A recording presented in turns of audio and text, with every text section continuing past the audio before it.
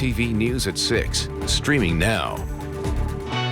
I'm Stephanie Wade. We are visiting hot spots for COVID-19 around Marion County and seeing firsthand the challenges they're facing. A downtown spa closes suddenly, leaving some customers in the lurch. I'm Kara Kenny. Will tell you what you can do if your store closes and you still have gift cards left to spend.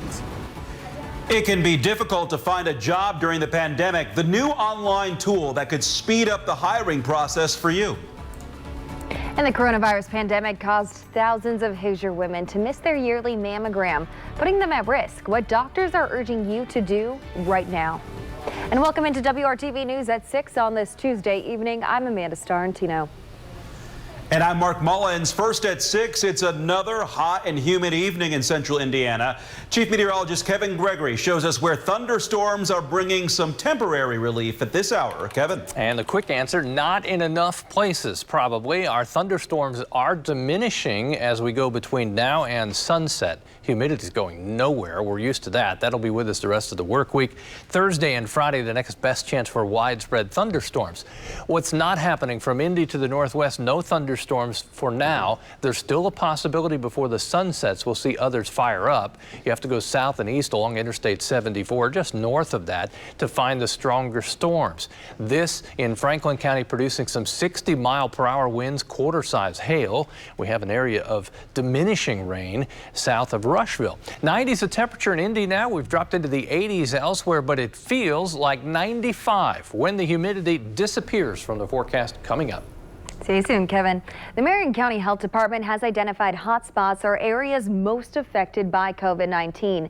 And throughout the county, they have been trying to pour into these communities and provide them with more resources and testing sites to curb the spike in cases.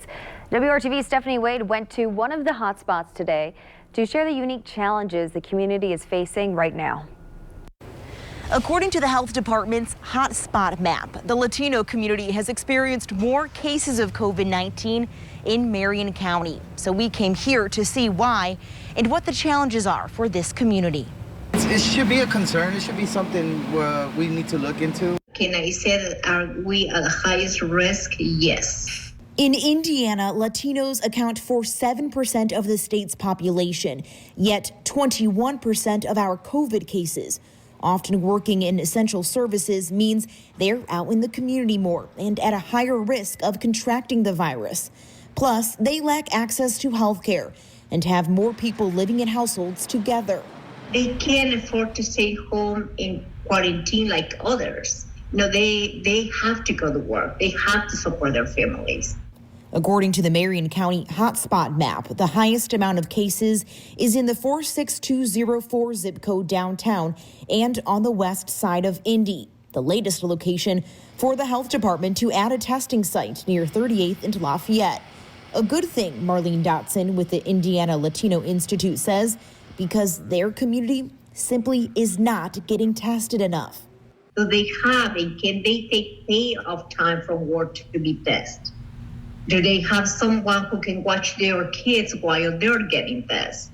Will there be someone at the side who can speak Spanish and be able to translate for them? Because of all of these barriers and inadequate personal protective equipment, most our Latinos don't realize how harmful COVID-19 truly is. There's a lot of lack of education. They're probably not even aware of the numbers. So once they get this idea or they're aware, they're probably going to see, we need to pay more attention to it. Leaders hope to bring attention to this issue. And I tell my Latino community, por favor, pónganse la máscara, put your mask on. Helps out the children, helps out the elderly, and we just want to keep safe. Stephanie Wade, WRTV. We also have a link to a map showing the number of cases in each county throughout the state outside of Marion County at WRTV.com. The number of new COVID-19 cases and new deaths has increased once again. The Indiana State Department of Health confirms 841 new cases of the coronavirus. That's up from yesterday. 88,421 Hoosiers have been diagnosed with COVID-19 since the pandemic began back in March. The state also says there are 15 newly reported deaths, also an increase from yesterday. A total of 3,023 people in our state have died from the virus so far. 1,010,981 Hoosiers have been tested for COVID-19. 8.7% of those tests were positive for coronavirus. When a business closes suddenly, it can leave customers in limbo, especially if they have unused gift cards still left to spend. And it happened to an Indianapolis woman when a downtown spa shut down. WRTV Investigates Kara Kenny is looking into what you can do if this happens to you. Studio 2000 Salon and Day Spa has been here on Monument Circle for 30 years. They closed their doors on August 7th, citing downtown violence and COVID-19 concerns. Customers found out about the closing via email, and some still have gift cards left to spend. Lena Wesco has a $200 gift certificate she can't use. My husband got it before COVID because it was in February. So he had got it for Valentine's Day. And so I just thought I had time. And so, because they've been open forever. The email Studio 2000 sent to customers on August 10th, 3 days after the closing, didn't give any alternatives for consumers who still have gift cards or credits at the spa. Why would you send it to me on Monday, the 10th, and you're already closed? You know, maybe they partnered with someone else that, you know, can help, you know, take their customers or something like that. I would have been happy with that, but they didn't give me any options. She reached out to WRTV Investigates. We contacted the company via email and Facebook, and they referred us to their attorney. I feel like a gift certificate in the grand scheme of everything that's going on in the world is not a big deal, but I mean, it's personal to me. You know, I feel bad for them. They've been there forever. So, you know, I guess that's why I thought I had time. Certainly it frustrates the consumer, right? So the consumer purchases this and they think they're getting a good or a service, and they're not. Scott Barnhart is the director of consumer protection at the Attorney General's office and says it's a good idea, given the COVID-19 climate, to spend gift cards you have as soon as possible. I think it's important to take stock of what you have. If a business closes suddenly, you can see if competitors will honor the gift card. If the company is filing for bankruptcy, file a claim with the bankruptcy court. You could get your money back that way. Keep your gift cards just in case the business reemerges after the pandemic. And Barnhart says you may want to avoid spending a lot on gift certificates at one business. Avoiding those opportunities where you have cards and steering away from that for right now, because I think that this is an issue that's not going to go away. As we get into sort of leaner times, as we get into stress in the economy, there perhaps will be businesses that close and that fold, and you're not necessarily going to know. The Attorney General's office is asking people to file complaints at indianaconsumer.com. They can help mediate disputes and also look for trends so that they can target their efforts. Working for you, Kara Kenny, WRTV. We have not yet heard back from Studio 2000's attorney. And the Indianapolis Department of Public Works says the pedestrian corridors at Broad Ripple Avenue and Mass Ave will reopen to traffic after Labor Day weekend. The streets have been closed to vehicles since May to make room for outdoor dining and to help people social distance while they're walking around. Crews will begin removing barriers from Broad Ripple Avenue on September 8th and will remove barriers from Mass Ave later that week.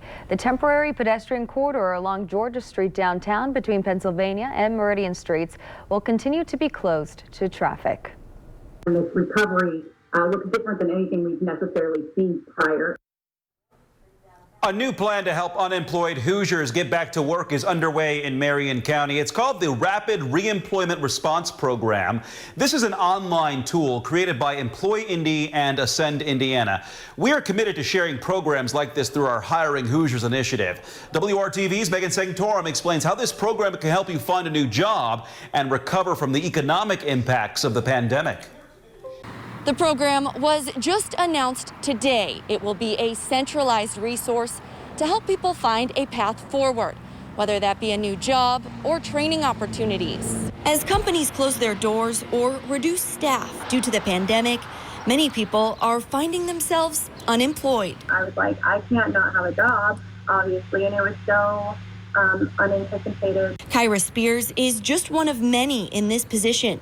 According to Mayor Hogsett, 120,000 people in Marion County filed for unemployment between March and June. That's 12% of the total population. It is extremely unfortunate and overwhelming and stressful. But now there's a new free online resource to help Spears and others out. This website, run by Employ Indy and Ascend Indiana, will connect job seekers with employers looking to hire in real time. It also has subsidized training opportunities and career coaches. We continue to segment the data around unemployment benefits to understand the populations and industries most disproportionately affected and try to connect those individuals working in that space or previously working in that space where the new opportunities are existent as a result of having this platform. Those who have worked with Employ Indy in the past to find a new job say the knowledge, connections, and resources they offer are invaluable. Teaching, training, or going before me and making those connections, I mean, that made a whale of a difference. Spears says she's already connected with employers through this website, and she has interviews lined up. You're not alone, and just utilize the resources that are given to you. Do not give up. It takes time. Working for you, Megan Sanctorum, WRTV. And we will have a link to the online portal in this story on our website, WRTV.com. We also have plenty of additional resources and stories posted in our Hiring Hoosiers page online. We are finding companies who need new employees even during this pandemic through our Hiring Hoosiers initiative. We're showing you some of those open positions in our job feed. IU Health is hosting a virtual hiring fair for nurses. It began today and goes through Thursday, August 27th. We have a link to register for an interview in this story on hiringhoosiers.com. Indiana Mentor is a home and community-based human services provider. They're seeking direct support professionals. You would provide care and support to individuals with disabilities. Learn more about these jobs and other positions on the Hiring Hoosiers Facebook page and at the job board on hiringhoosiers.com. Doctors say thousands of women in Indiana are at risk after missing their mammogram appointments because of the COVID-19 pandemic. Their urgent message tonight. Another all too short run for the playoffs for the Pacers, unable to come up with a postseason win for the second straight year. So what went wrong this time? Coming up, we'll hear from the blue and gold. Kevin. And a severe storm between Batesville and Brookville sliding slowly to the south. We'll talk about what changes for tomorrow and the weekend coming up.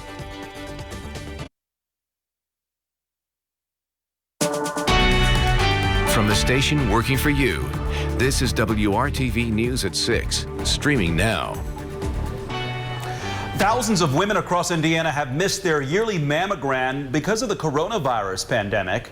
I found out how those skipped appointments are putting Hoosier women at risk. I'm only seeing 1 to 2 people a week. That means there is a significant number of women out there walking around with breast cancer that they haven't identified it yet because they didn't do their screening. Dr. Erica Giblin says things are getting back to normal at Ascension St. Vincent after coronavirus concerns put a stop to elective procedures back in March. On average at Ascension St. Vincent, Indianapolis, Dr. Giblin says the hospital screens up to 4,000 women a month for breast cancer. COVID changed that. When they did the stay-at-home order, those numbers went down by about 95 to 97%. That's a lot, okay? So now that begs the question, since the stay-at-home order has been lifted, right, are the women coming back through the doors to get their mammograms? Because for that period of time, pretty much nobody was getting a mammogram except if they presented with a lump or something that they were suspicious that was breast cancer. Leanda Walls is a 1-year breast cancer survivor. She is urging women to not wait an extra year to get their mammogram regardless of their risk factors. Since I was 40, I yearly had my checkup, never missed. Every year for 18 years, Leanda has gotten a mammogram and had no issues until 2019. With no family history of breast cancer, they found something in her screening. She was at stage 1. Do not wait. I went yearly every year, but within 1 year, I had breast cancer. So had I missed that next year appointment, it could have went the worst way. It could have been worse. So it's very important to keep checked. Having lost her husband and her 25-year-old daughter in 2014, Leanda will still go into the clinic even during the pandemic to check on her health, not just for herself, but for her family. My children. I have one daughter and 3 grandchildren. And that's what I live for. Dr. Giblin worries too many women are skipping their appointments and missing important diagnosis. 2 to 3 years from now, we think we're going to see a significant number of women presenting with advanced breast cancer because of this pandemic, where they, missed their mammogram. Dr. Giblin is reminding women not to let their concerns about COVID-19 get in the way of their overall health. The hospital is actually one of the safer places to come in to get your routine care. Everybody's wearing a mask. They are cleaning the premises constantly. So if you compare coming into a hospital to get your screening mammogram as compared to going to your local Kroger or Lowe's, hospital is going to be a safer place. So we just want people to understand that it is safe to come in for their screening mammograms. They should not neglect the routine preventative health care, even though there's a pandemic going on. The American Cancer Society says women should have yearly mammograms starting at 45 years old. Kevin. 2 in a row. We made it above 90 degrees today. The string will stay alive tomorrow, and then that should be it as our thunderstorm chances increase. 92 in Lafayette at this hour. We're down 2 degrees in Indianapolis from the afternoon high. All your metro area temperatures within a couple degrees, generally speaking, of 90. As you look at the radar quickly, you see the focus is to the south and east. The other thunderstorms that had been on this broken line of showers and thunderstorms have faded away. Strongest storm continues to sit over Brookville to Batesville, drifting to the south and losing a little steam.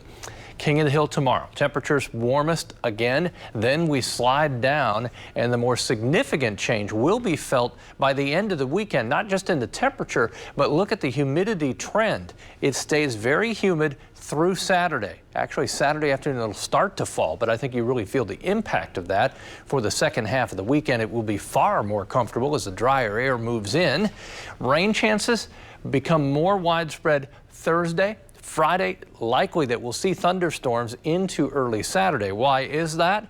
Remnants from Hurricane Laura. Winds are 80 miles per hour right now with Laura. Landfall should occur as we go into the early morning hours on Thursday, and the track of this comes up through Arkansas, cuts to the north and east from there, right along the Ohio River. The trend has been for the line to come to the north. In other words, the track may impact more of Indiana. We'll keep our eye on that. Thursday morning at 2 a.m.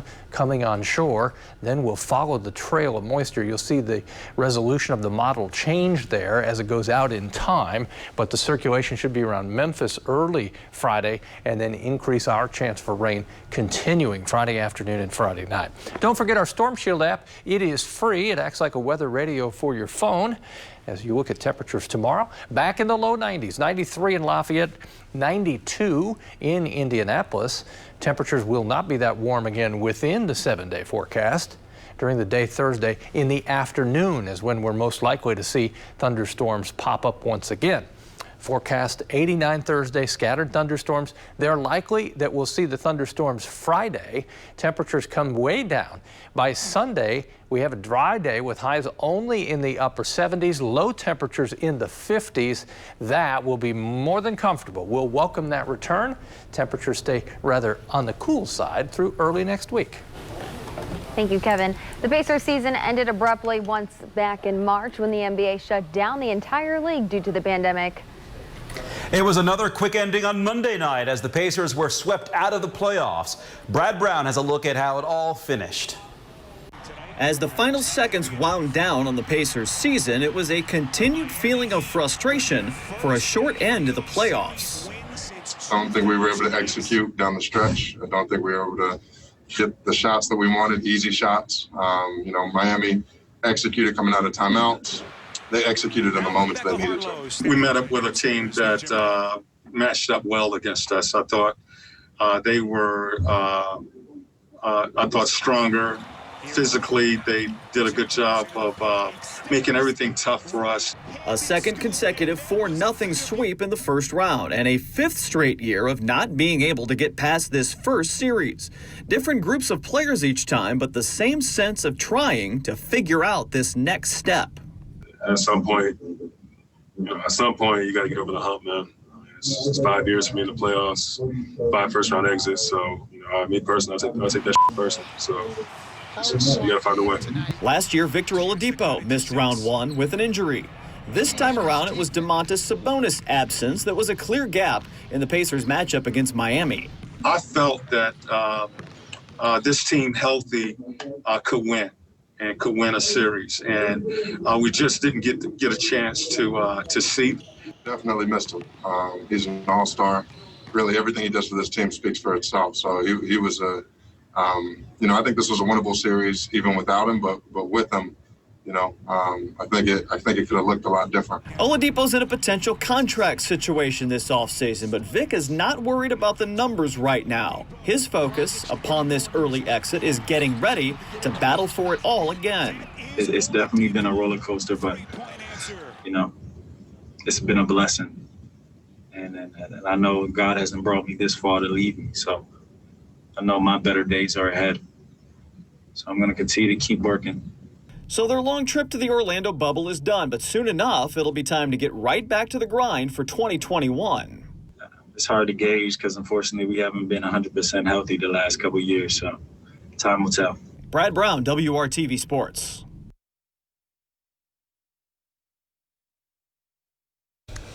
Thunderstorm threat slowly ends here in the next couple of hours. They'll just be isolated. 92 tomorrow. 89 with a scattered thunderstorm in the afternoon on Thursday. Friday, thunderstorms are most likely, and 87. Amanda? Thanks for making WRTV your choice for news. Join us at 7.